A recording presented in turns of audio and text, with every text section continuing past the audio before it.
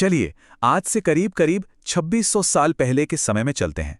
जरा सोचिए, उस दौर में प्राचीन भारत जैसा आज हम जानते हैं वैसा कोई एक देश था ही नहीं, बल्कि ये 16 ताकतवर राज्यों का एक कह सकते हैं एक चेसबोर्ड था, जहां हर कोई शह और मात के खेल में लगा था। ये कहानी है उन महाजनपदों की और इस बात की कि कैसे उनमें से सिर्फ एक ने बाकी सबको पीछे छोड़कर भारत के पहले महान साम्राज्य की बुनियाद रखी।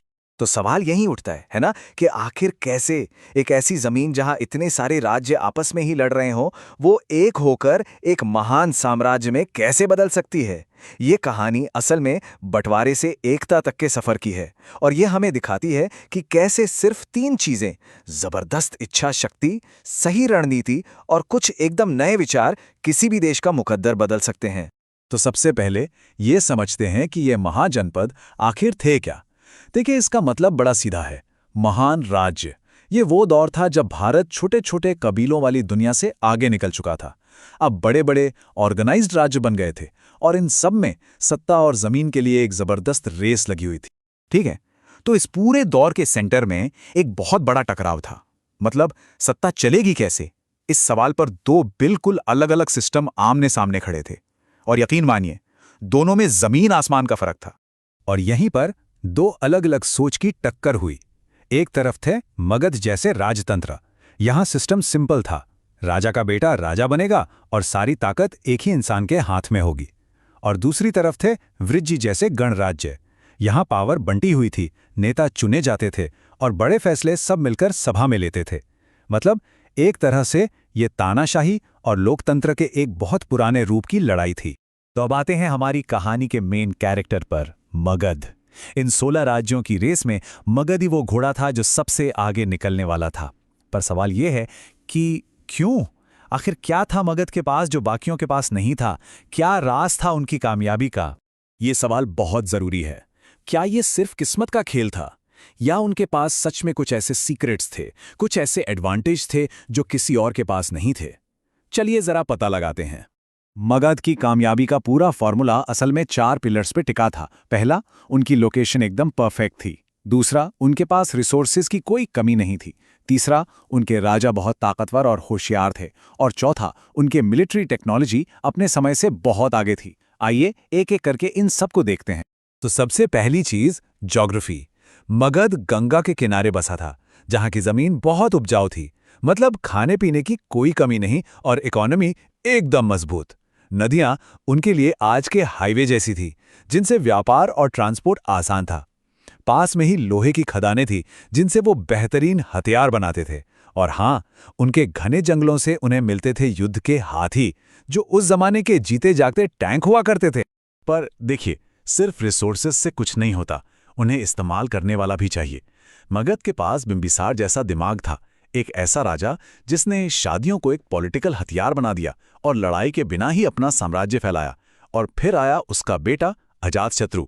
वो एकदम उल्टा था, एक जबरदस्त योद्धा जिसे डिप्लोमेसी से ज्यादा तलवार पर भरोसा था। एक का दिमाग और दूसरी की ताकत, इन दोनों के कॉम्बिनेशन ने मगध को लगभग अजेय बना दिया। लेकिन अजातशत्रु के रास्ते में एक बहुत बड़ा रोड़ा था, वृज्जी संघ। क्योंकि वो एक गणराज्य था, उनकी ताकत एकजुट होने में थी।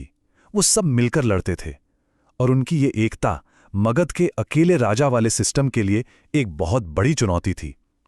उन्हें हराने के लिए अजातशत्रु को कुछ नया करना था, कुछ ऐसा जो किसी ने सोचा ना हो। और उनका जवाब था मिलिट्री इनोवेशन।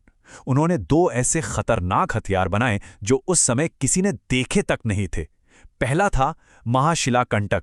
सोचिए, एक बहुत बड़ी गुलेल जो बड़े बड़े पत्थर फेंककर किले की दीवारें तक तोड़ सकती थी।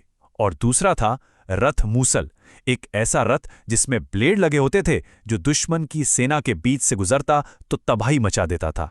ये उस दौर की वॉर टेक्नोलॉजी का पीक था। लेकिन एक मिनट, जहां एक तरफ लड़ाई के मैदान में तलवारों और रथों का शोर था, वहीं दूसरी तरफ एक और बिल्कुल खामोश क्रांति चल रही थी, और वो थी विचारों की क्रांति। इस उथल पुथल के बीच भारत की आत्मा एक गहरे आध्यात्मिक बदलाव से गुजर रही थी। देखिए, जब चारों तरफ लड़ाई और बेचैनी का माहौल होता है, तो लोग पुराने रीति रिवाजों पर सवाल उठाने लगते हैं। वो जिंदगी के गहरे मतलब ढूंढते हैं, और इसी माहौल में 2 महान गुरु सामने आए, गौतम बुद्ध और महावीर। उन्होंने दो नए रास्ते दिखाए जो आगे चलकर बौद्ध धर्म और जैन धर्म कहलाए। गौतम बुद्ध ने लोगों को बताया कि जिंदगी में दुख तो है, ये एक सच्चाई है, लेकिन इससे बाहर निकलने का एक रास्ता भी है। उनके 4 आर्य सत्य का संदेश उन लोगों के लिए एक उम्मीद की किरण जैसा था जो उस दौर की हिंसा और अनिश्चितता से थक चुके थे।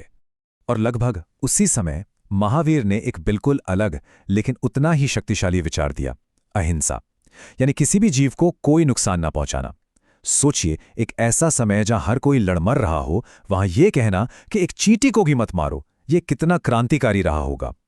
इन दोनों नए धर्मों ने उस समय के समाज को जड़ से हिला दिया। तो फिर इन सबका नतीजा क्या निकला? इन सारी लड़ाइयों, नए विचारों और बदलती ताकतों का अंजाम क्या हुआ? चलिए अब इस कहानी के आखिरी पड़ाव पर चलते हैं। मगध की जीत का ये सिलसिला नंद वंश के आने पर अपने चरम पर पहुंच गया। उनका राजा महापद्मनंद इतना ताकतवर था कि उसे एक राट कहा जाने लगा, मतलब इकलौता सम्राट। उसने बाकी बचे खुचे महाजनपदों को भी खत्म कर दिया और एक बहुत बड़े साम्राज्य की स्थापना की। ये टाइमलाइन इस पूरे बदलाव को एकदम साफ दिखाती है। देखिए, सिर्फ 300 सालों के अंदर 16 अलग अलग राज्यों वाला भारत एक अकेली सेंट्रलाइज्ड पावर बन गया। नंद वंश ने नींव तो डाल दी थी, लेकिन असली इमारत बननी अभी बाकी थी। कहानी यहां खत्म नहीं होती। तो असल में महाजनपद का ये दौर सिर्फ लड़ाई और केओस का समय नहीं था। ये वो भट्टी थी जिसमें भारत के पहले महान साम्राज्य मौर्य साम्राज्य की नींव को तपाया गया, उसे गढ़ा गया। इसी दौर के संघर्षों ने एक यूनाइटेड भारत का रास्ता बनाया। और ये सब हमें आखिर में एक बहुत बड़े सवाल पर लाकर छोड़ देता है।